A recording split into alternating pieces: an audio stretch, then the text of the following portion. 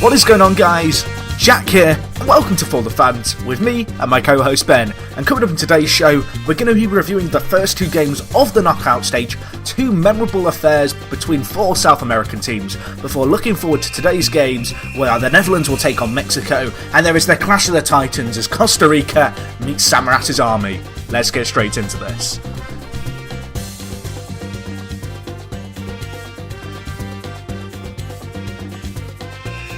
We're back for another For The Fans Show podcast. It's me, Ben, co-host Jack. Ben, I am fabulous today. Let me ask you how you are first. Jack, how you doing? I'm fabulous. What a shock. We're not alone, Jack.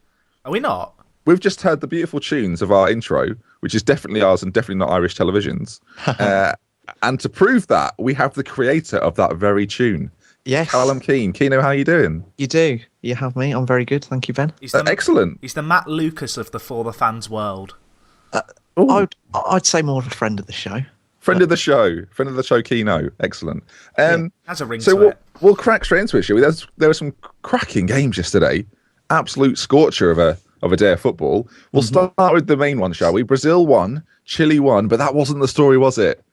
It went on from there. It was Brazil 3, Chile 2 on penalties. And we'll start with our guest. How did you think Brazil coped in the first half? It was a bit odd, wasn't it? Well, actually, I thought the first half was probably when they played fairly well. They kind of came out in the first 20 minutes, quite like Chile do, pressing really high, very high tempo. And you kind of expect them to be inspired by, the national anthem and that kind of thing at the beginning. They were quite impressive. What do you make of the national anthem, Jack? Because Brazil belt it, whereas we don't belt it. They look so emotional about it, and then you got Wayne Rooney who's kind of just sat there. He looks like he's been told his benefits check's been taken away from him or something. He just looks miserable, doesn't he? An early dig. An early dig at Rooney. But no, the Brazilians, they love it. Obviously, it probably helps that their voices are being drowned out by other people. I kind of just feel like maybe Steven Gerrard, Wayne Rooney and co, they're all just a little bit self-conscious about their singing. I think we need to get them on The Voice. What did you make? So, what did you make of the opener, Jack? It's written down on the BBC's website as David Luiz's goal. Let me tell you, because Martin Keown says so, that does not make it his goal when it quite clearly hits the foot of the Chilean defender, whose name now escapes me. I believe FIFA have actually given it to David Luiz. Right, I don't care what FIFA have done. They're corrupt as anything anyway. I bet they had a vote on it, didn't they? I bet they did. Right, someone go on their Twitter, find the tweets where they opened up a vote about the goal. I don't know why David Luiz thinking that if he celebrates really excessively that he'll just be given the goal. But he's been. Can you back me up, Keno? It's not. It wasn't David Luiz, was it? Yeah, I don't think it was. I think you're right. Well, thanks. What did you make? Well, so the goal goes in, and from that point on, Chile start to. They sort of rallied in my book. They started coming into the game a little bit more. What did you make of Chile? Sanchez gets the goal after 32 minutes. Yeah, and they're back in it. Well, they seem to have throughout the game. I think they've gone out of the last 4 major tournaments to Brazil or something like that. So there was before the game, a lot of people thought they'd have a bit of an inferiority complex, but they didn't seem to have that. Even after they went 1-0 down, they came back really well. It was a good finish from Sanchez. It was. And I thought throughout they were quite unlucky, really, not to progress. What did you make of it, Jack? Can I just say, I love the word inferiority complex. This is why you sound so intelligent. This is why you've got me in, Jack. You sound like you know what you're talking about, almost. All right, well, Jack, you produce the other side of our content. Bring us back down to earth, Jack. Chile were too hot to handle after the Brazil goal went in. I've used that pun 5 times. I'm sorry, everyone. Every time I mention Chile, you mention something like that. I'm sorry. But anyway, Sanchez got the goal. He did. This tournament. No, Chile did impress me. Like, their goal was coming as well. And it came from a Brazil mistake, but it came from that kind of dogged mentality that Chile really have when they're not in possession. They kind of lost that a little bit in the second half, but in the first half, they wanted every kind of second ball. They were hunting down the play. And Brazil just looked a little bit kind of spooked by it all. The thing with me, I thought... the game started a little bit bizarre. As you mentioned, Neymar took a bit of a clattering early on. Chile clearly were targeting him, it felt like, and they were putting 2 men on him at every opportunity, and they kind of stifled him. He didn't have that much of an impact on the whole game. I don't know if you boys agree with that. He didn't really... In the first half, he was in a little bit more, and then it kind of felt by the second half like he was a lot quieter, and then by extra time, I was kind of sat there in my chair watching the football thinking Neymar's going to either do something world class or he's going to run into a crowd of 3 players and just get dispossessed in the entire stadium kind of size. Well, he took that knock, didn't he, really early on? And at that point, I honestly thought he's done. He's going to be forced to play on it because he's Neymar and they can't afford to bring him off. But in reality, his legs are gone. Like, he just looked like he wasn't up for it after that. And then, about 5 minutes later, sprinted around the pitch, running after the ball. And I was like, the thing is, it's only going to get worse, the Neymar treatment, like as they progress. And I mean, the better teams are going to be able to nullify him a lot more easier. Like, but he after. I agree with Jack in the sense that he kind of got progressively quieter throughout the match, but he took the penalty so well. Yeah, that was the amount of pressure that he had on that final pen was just immense. I mean, he handled it really well. How do you deal with Neymar? Because we saw when Messi played, there was kind of 2 different approaches that Bosnia and Iran kind of gave. Bosnia's was just to close him down at all opportunities, whereas Iran's was to mark him tight and not give him that space to even receive the ball. Yeah. Like, how do you deal with Neymar? Because he's the kind of player who's going to beat men. He's the kind of player who can find space, and I think, for me, I actually think he's harder to kind of keep out the game than Messi is. Not just because of that, but because I think he has a little bit more kind of fluidity as to where he can actually play on the pitch. I know Messi roams, but for me, like Neymar, you'll see him on either wing, you'll see him down the middle, and that makes him really hard just to keep tightly marked. Yeah, I mean, you probably see a lot of teams similar to how a lot of Spanish teams did in La Liga this season, where he was okay, but he didn't, set the world on fire. They just manhandling him and giving him a bit of a rough treatment. I think that's the way you can get in, because he does have a bit of a temper. If you can sort of get under his skin, then that is one way that you can stop him. I mean, Chile did try to do that a little bit, but it'd be interesting because he's obviously had a year in Spain, and I'm sure he didn't have the best of seasons. Like, the standards set in Spain are set by Messi and Ronaldo, and he didn't quite live up to that. So do you think that's part of it? Do you think he got a bit of rough treatment this season, and that's kind of playing into his game a bit, and he's having to be a little bit more aggressive, a little bit more forthright in what he does on the pitch? I don't know. Is that affecting him? Well, I do kind of agree with what the BBC said that last night, that with Brazil, his role is totally different to when he plays for Barcelona. Good point. He is the main man in the World Cup, whereas obviously Messi runs the roost in Barcelona, and he didn't have a bad season last year. Like him, up until Bale's incredible month or so, they were fairly similar in the way that they kind of both went about their first year. But it's just massively different, the contrast in the way he plays for Brazil. Yeah.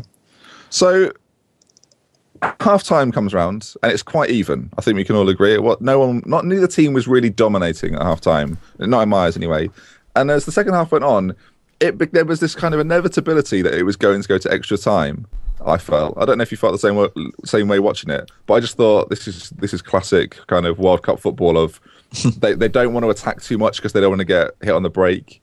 And they were both doing the same thing. And to me, Chile started to look a little bit tired up front. Sanchez, Vargas weren't having the same penetration as they were in the first half and in other games in the tournament.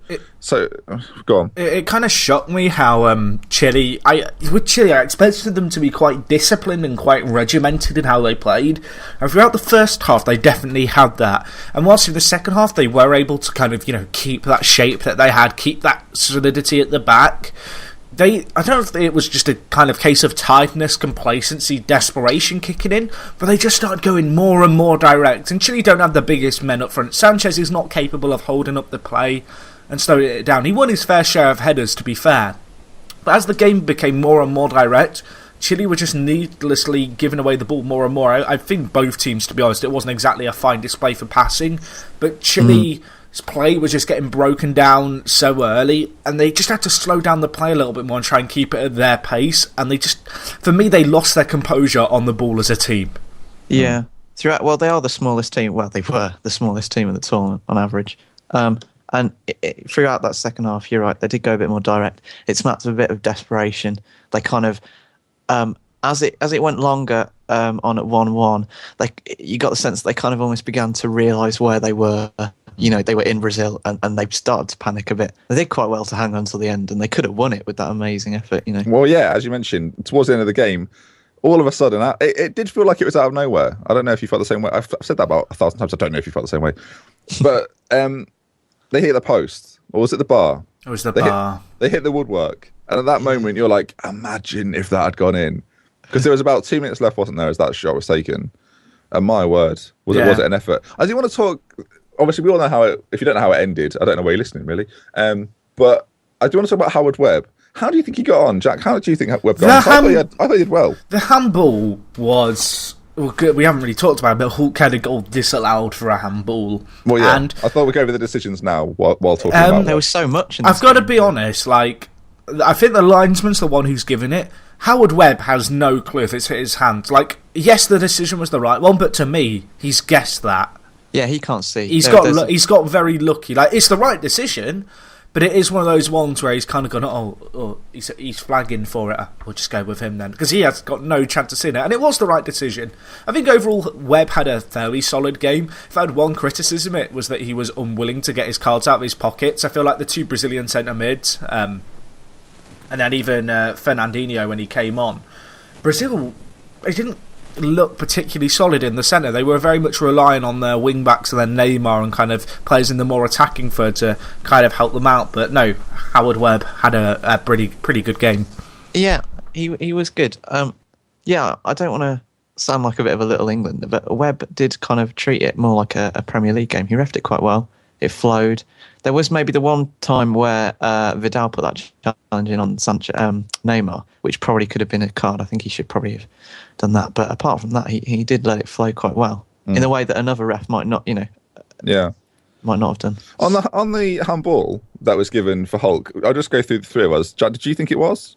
Yes, 100%. I don't think you could argue with it. Oh, did you think it was, Keno? Yeah, definitely. Okay, so we are all agreed that it was a handball. Yeah. Okay, because Jack, you made it sound like because Webb couldn't see it that you didn't actually think it was, and they gave it. No.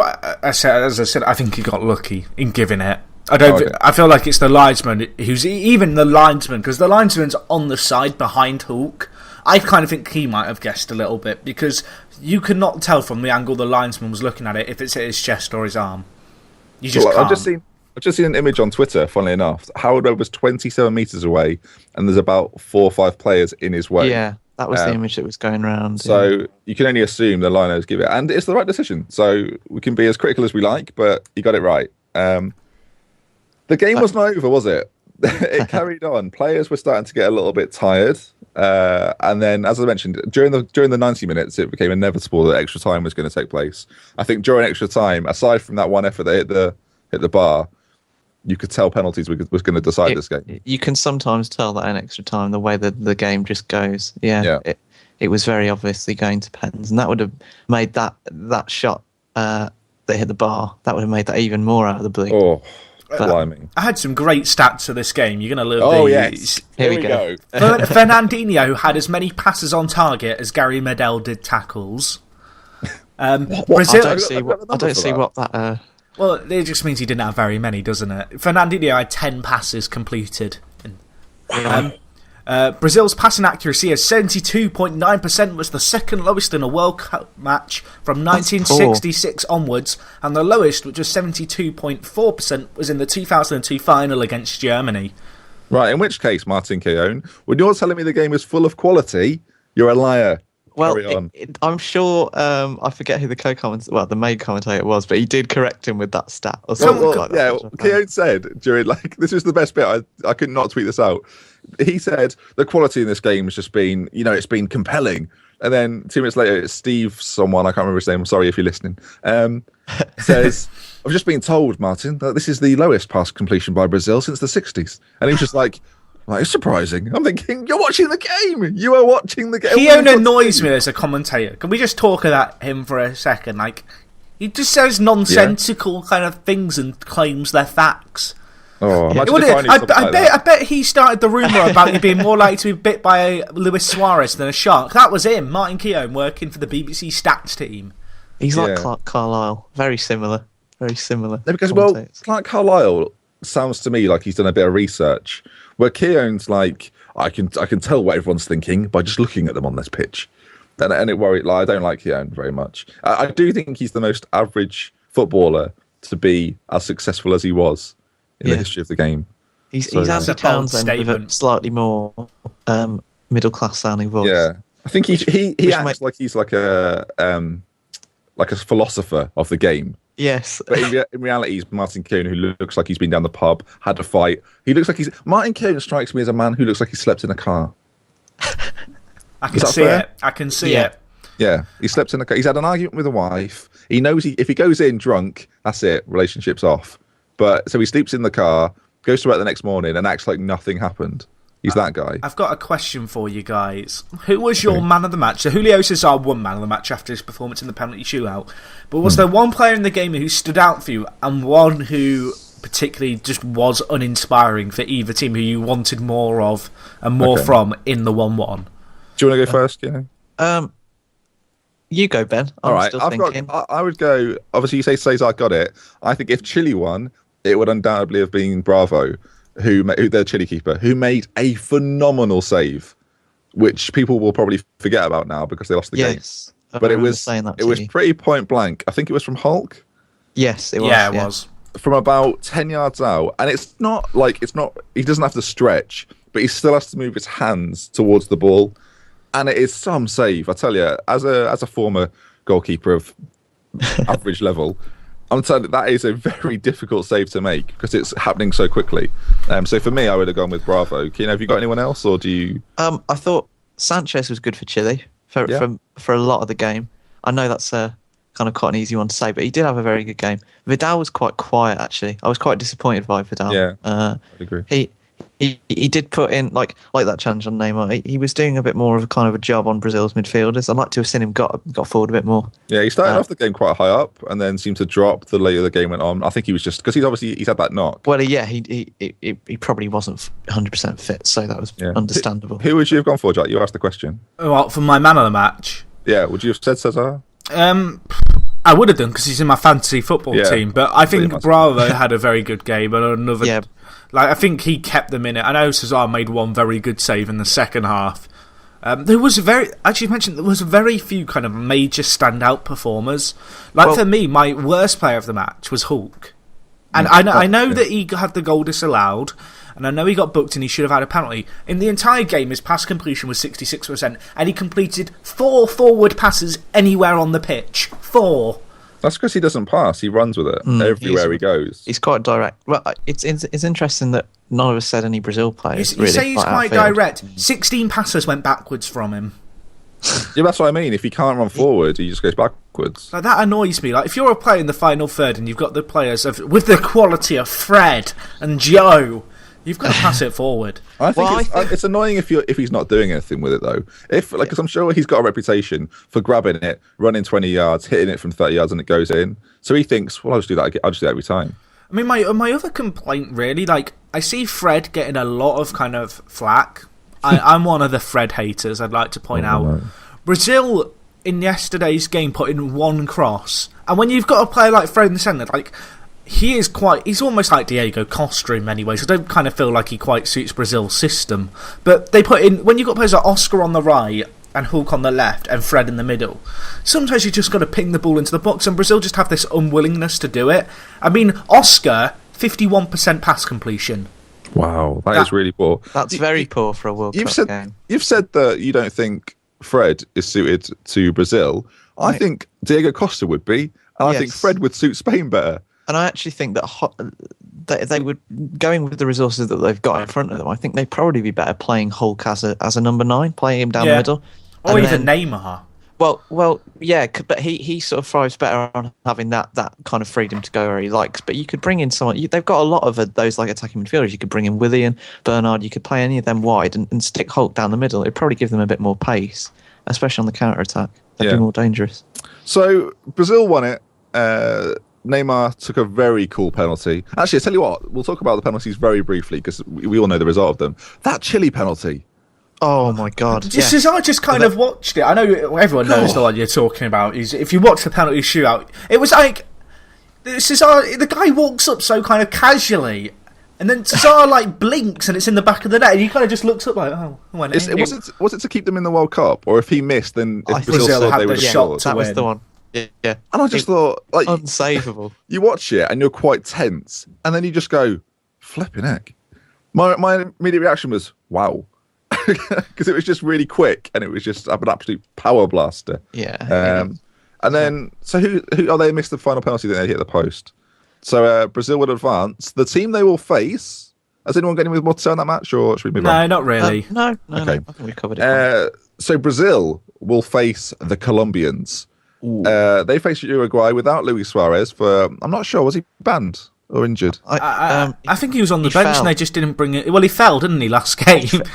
He fell into someone's shoulder. Can we just talk about that? Louis, if you're watching, which I know you're not, someone send this to him if you know Luis Suarez. Put it on his Facebook page. Don't tell him that. Don't say you're falling on people, mate. You've bitten someone. I'm telling you this as a friend. You've bitten someone. You just admit it. I read his statement and immediately I thought, have I seen it wrong? Because it is so. Because he says, I tripped, I stumbled, and I fell. Like I lost my balance into his shoulder. So I thought, well, mate, I gave him a second chance for about 10 seconds. Watched it back and I was like, no, Louis, you're a liar. You're a big liar, because it's so obvious that your body is falling in one direction and then you gnash onto his shoulder. Like you don't get someone shoots on, they don't go, well, I accidentally pulled the trigger. Yeah. That isn't a defense. That isn't a defense. Then again, what was the guy that got off called? Anyway, we'll leave that for another show. The glove didn't fit, did it? Let's not go down that rabbit hole. Allegedly. Allegedly, yes. Allegedly. I've learned that from podcasts gone by. Allegedly. So yeah, Colombia, who they are I said we were saying it before the game, Jack. They're a very exciting team. I love them. What did you think of them? You know, specifically Rodriguez, who was the star once again. Jimmy Rod. Jimmy Rod. Jimmy Rod. Fan of the show. He's got a touch of the. Bear with me on this. A bit of a Zinedine Zidane about him. My kind of idea behind this is he's not particularly quick, not very, very graceful, great left foot, and doesn't really strike you as a powerful kind of player, like a Ronaldo. Can I throw someone else into the mix other than Zidane? Rivaldo. Yeah, again, another player that more so than Zidane, I would say. Well, he used to play out wide, didn't he? Yeah, and he doesn't have the pace to play out wide, but I feel like he has the ability to find that space in the middle without that speed. He reminds me of Riquelme. Again, I think Riquelme is a little bit more. No, I don't think Riquelme. I think I can see what you said, Zidane and Riquelme, but to me, they were maestros, and I'm not sure he's quite maestro. He's a little bit more, not agile. That's the wrong word, because Riquelme and Zidane are very agile, but he's a little bit more direct. I do. A bit more like Rivaldo. I just think he's more like Rivaldo. Than if you're watching the podcast and you want to compare him to someone, leave it in the comments if you're on YouTube, or tweet it at us at ForTheFans Show. Let us know who is Jimmy Rod to you. Yeah, genuinely, that's a good question. Who does Rodriguez remind you of, or is he unique? Is he one of a kind? Rooney, except he can score and do everything else better. Wayne Rooney. Yeah. But that first goal of the tournament, I think so. It's going to be up there. We've got one of the best goals ever in a World Cup. Before the cast, Ben, you did say that there's only one person in the world who didn't like that goal when it went in. That was Tim Cahill. He probably just went, "Oh my god!" That goes in. And he's like, "Well, that's my World Cup over." I still have that. I still have that little bit. No one. He's turned off there. He's like, "Right, I'm going to go watch Aussie Rules now. No reason to watch this sport anymore." Keeler just said, "No one will remember me." That's funny. But no, he is. Jack, make the point you made before the show. We had a little chat before the show. It's evident now.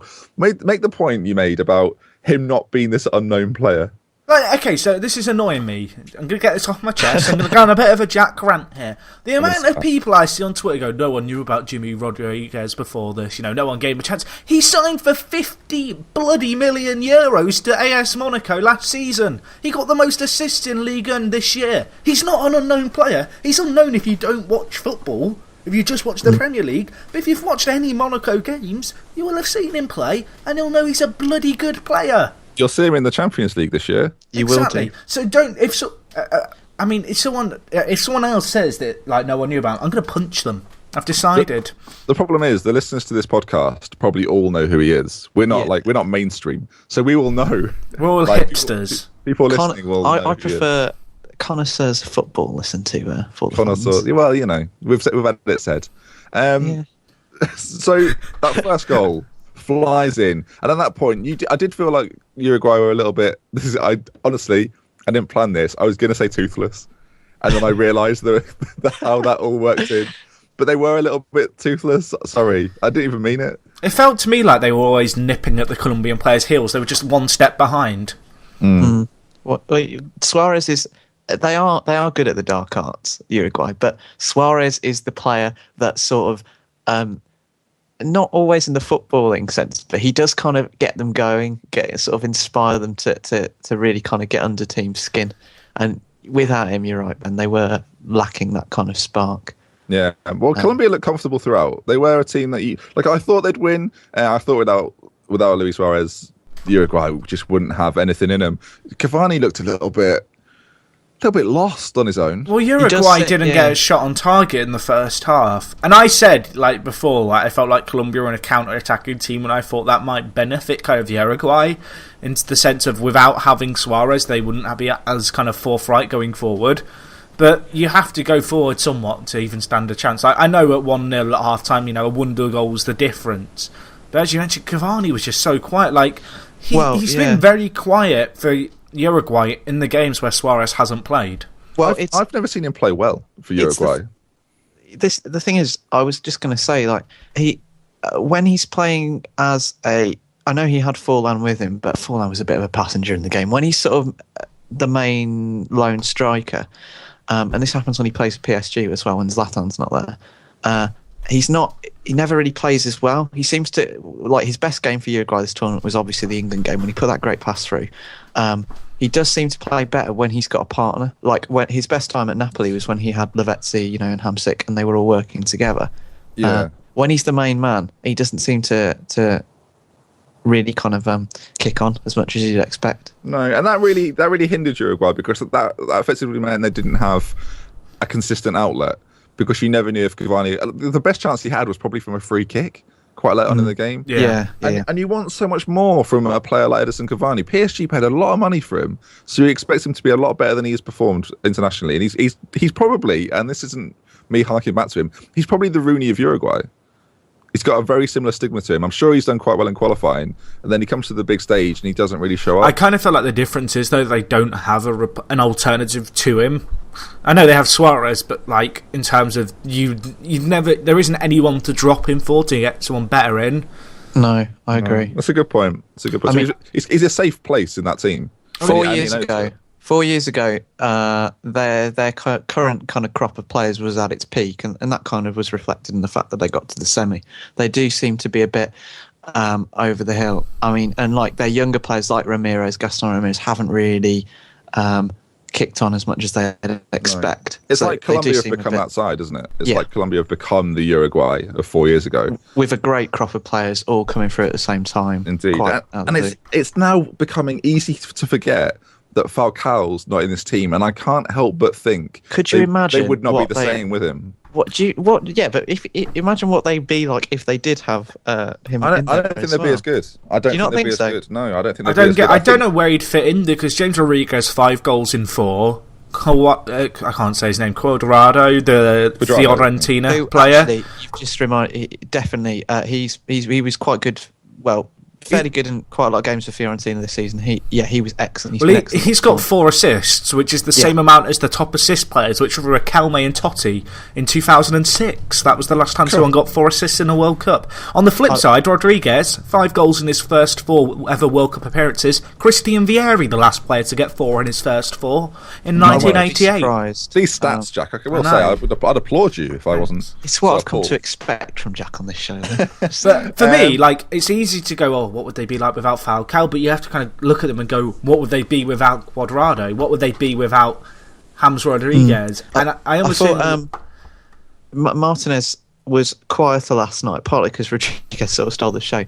But they do have a lot of options in the forward positions, even without Falcao. Gutierrez has done quite well. He's in my fantasy team. He's been good for a lot of the matches. And they've got Martinez. They've also got Ramos on the bench. So they can really sort of rotate, and they do have a lot of strength and depth. Yeah, you speak about Cuadrado's assist. He assisted the second goal. A lovely little headed pullback for Rodriguez, who you can't really miss from there, and you don't expect him to in the form he's in. Well, in some ways, that that goal that they scored, the second goal, was as good as Rodriguez's first one. It was a great team move, finished off really well. And yeah, for many, that was kind of as good a goal as the first. I'll tell you who stood out for me. And I feel as if these two players in particular kind of get forgotten about in Colombia's team. But Zuniga and Armero, the two wing backs, I think they are paramount to the way Colombia play. All their play, a lot of teams will look to hit a man in the centre, a Pirlo or a Gerrard kind of midfielder who can spread the play. Whereas with Colombia, whilst they will look down the middle a fair bit, so much of their build-up play comes from finding their wing backs in space out wide and letting them pick out the pass or just run and gain ground. Yeah, no, they have been really good, and they do. Colombia haven't got. I know they've got Rodriguez who plays a little bit further forward, but they've not got a big kind of star in the middle of the park who really sort of can grab the game by the scruff of the neck, which is interesting because if you look at a lot of the bigger teams, well, the big nations, they do have key men in the central positions, but Colombia don't seem to have that. It's the last time that'll be said, though, won't it? Because now Rodriguez will be considered. Jimmy Rod will now be considered that player. So. But I mean, they play like a 4-2-3-1. The two holding midfielders are fairly unremarkable, and they just sort of get through a lot of work in front of the back four. I kind of feel like it was I know hindsight's a wonderful thing, but for Uruguay to play five at the back, and then I think it was Rodriguez, Rios, and Gonzalez in midfield. I kind of feel like when you're playing a team like Colombia, who they're going to be using Armero and Zuniga, it's almost suicide not to play with wide midfielders because Martinez and Cuadrado, I know that Gutierrez kind of led the line and Martinez tucked inside, but they were just getting outnumbered out wide, Uruguay. Yeah. Mm-hmm. And it's interesting that Colombia aren't playing with Gorin, by the way. They're not starting with him. That's true, yeah. And he's a top, like you mentioned, they haven't got anyone in the middle. He's a top player. It's partly because he hasn't played that I've sort of said that because they've not been fairly standout in that department. But that's a good point. But you're right, Jack. But on the same token, you're absolutely right about playing wide. Mm-hmm. I agree. Their build-up play comes from wide, and they have the ability to play that, especially with the counter-attacking football they play. I kind of feel like playing with wing-backs with four at the back, like it's a risky game, but I feel like Aguilar and Sanchez in the centre for Colombia? Yeah. They hold it very well. Like they don't roam too far up. They're very willing to let Almiro, Zuniga bomb down the wing. Cuadrado kind of hovers out wide, whereas Martinez will tuck inside. And they kind of allow kind of this creative freedom of the six men in the final third for Colombia to shine. Colombia are a team that, if you look at them, I think they had less passes than Uruguay in the entire game. They don't need that much of the ball, but what they do is they knock the ball around well when they do have the ball and really probe with their six men. And I mean, Rodriguez's movement for his goal before he received the ball, the way he was kind of darting, in the pocket of space for a good kind of 30 seconds beforehand. Every one of those players in the Colombia team has so much energy to find the space that the team that they play against leave, and that's what makes them so lethal. That's been a theme throughout the teams that have done quite well, actually, so far. Colombia have a really, like you just kind of outlined, they've got a really balanced team, especially going forward, not necessarily geared towards any individual. Like you could say the midfield of France is quite similar, like Kabay, Matuidi, Pogba.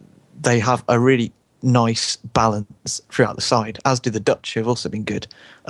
It seems like that's kind of been a theme that has meant that teams have done quite well when they've sort of not put it so much on the individual and focused to a more kind of balanced 11. Yeah.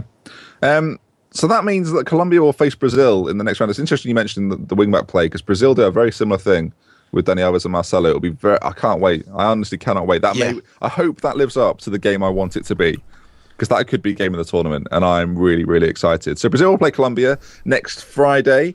We'll go to a Twitter question, Jack, if that's all right with you. That's fine. Right. The Twitter question was, how will you entertain yourself during the Costa Rica-Greece game, which is happening this evening? I'm not trying to slag it off. I just find Greece a little bit, they're a good sleeping tablet, if you get my drift. So a few of the answers, quite a few people said, by listening to the podcast.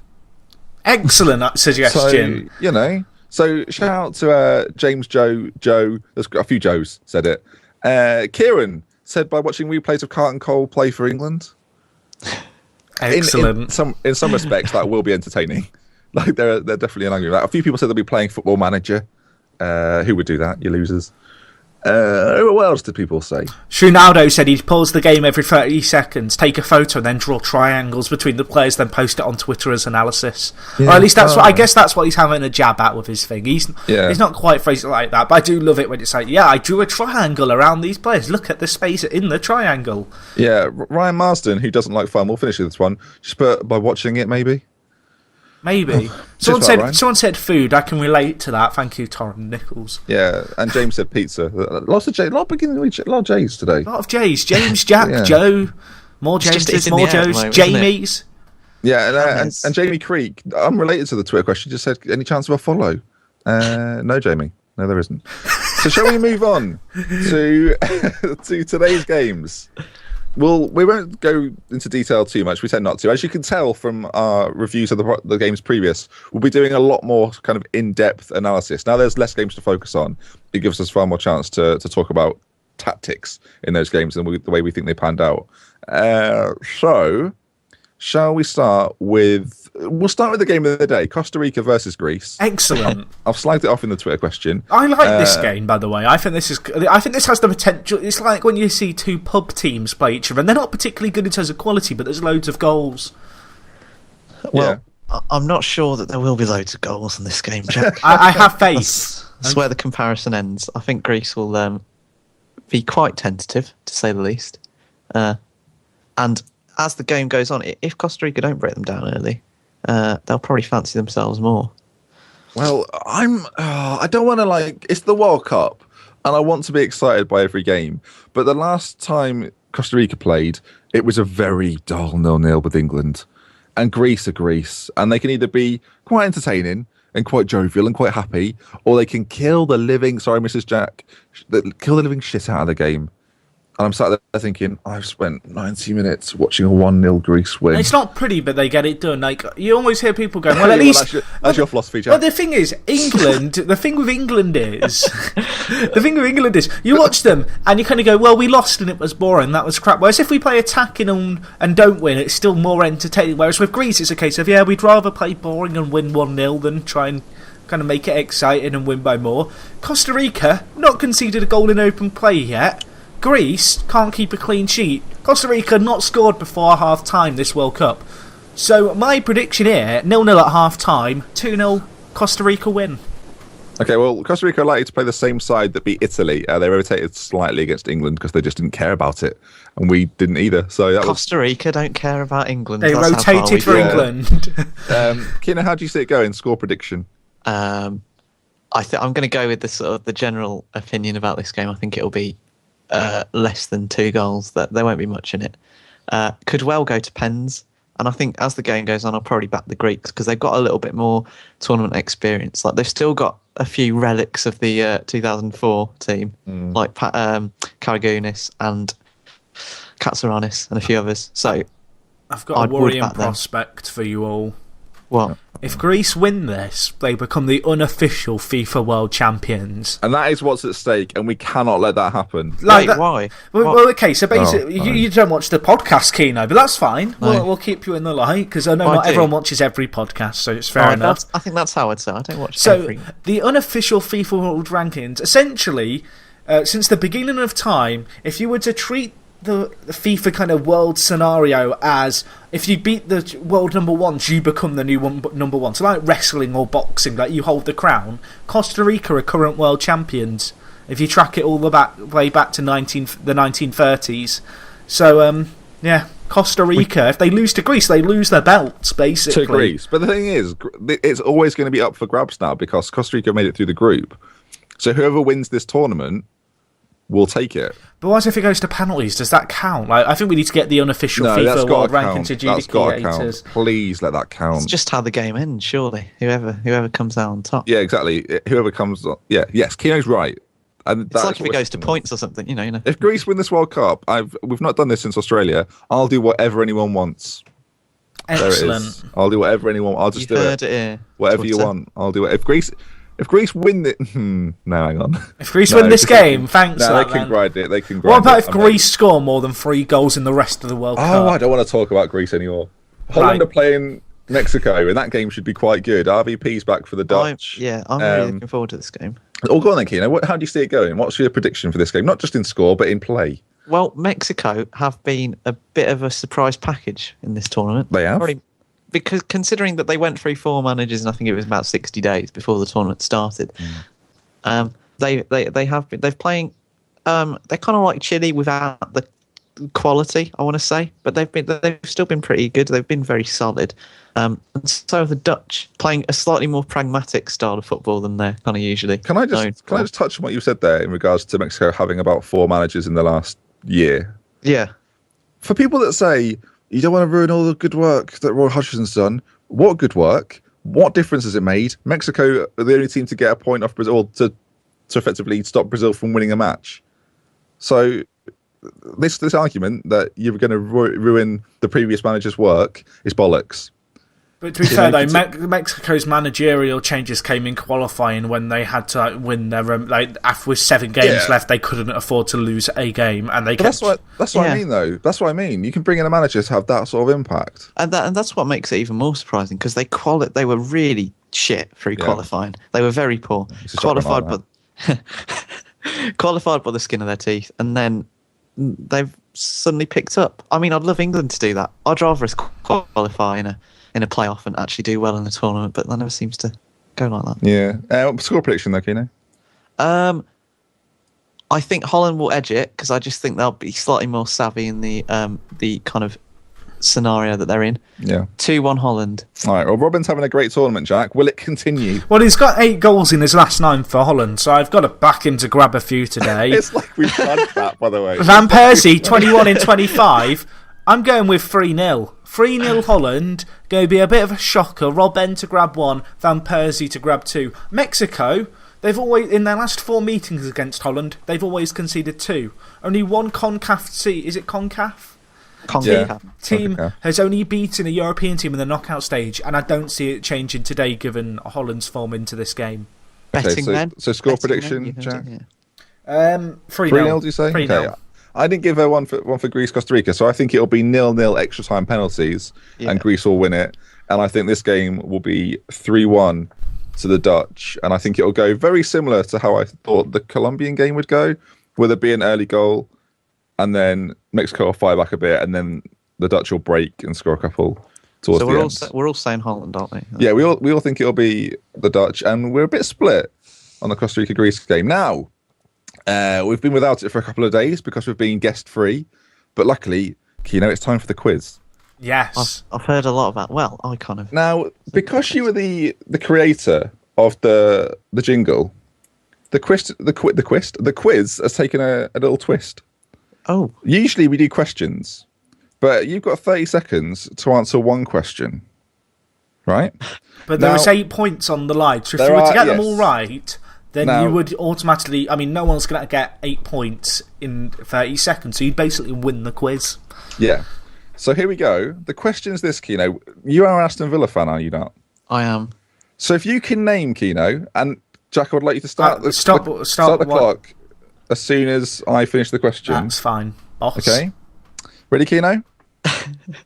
He's nervous. He's nervous. You can feel it. That was a nervous laugh. Go on. 8 Aston Villa players have been picked by England in World Cup squads. Name them.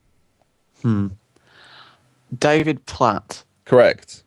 5 seconds. James Milner. Correct. Darius